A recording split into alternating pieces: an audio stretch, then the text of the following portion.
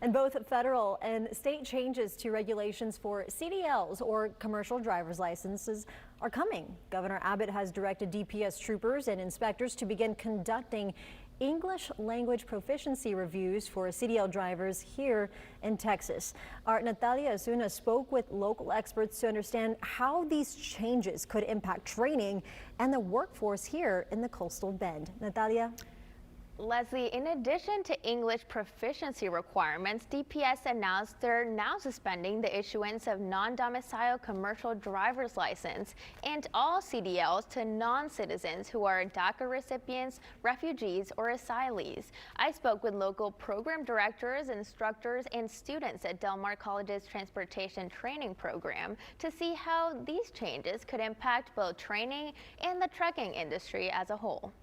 Seeing the trucks drive around Corpus for years, I believe is a really good program to start with.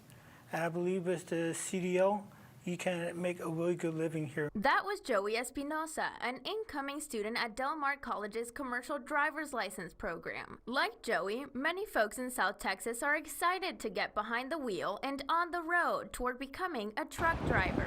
But this might be hard for some after the U.S. Transportation Secretary announced that all commercial drivers who don't comply with English language proficiency requirements will be placed out of service. They're starting to really stop more trucks on the side of the road, and we just had the brake blitz. And I think 25% of the people that got stopped to check their brakes got put out of service for not having English proficiency in the state of Texas. According to Assistant Director Jaime Flores, those drivers put out of service will now need to get recertified to get behind the wheel. They'll have to get recertified under the ELDT, which is the new stuff, information that they put out for entry-level drivers.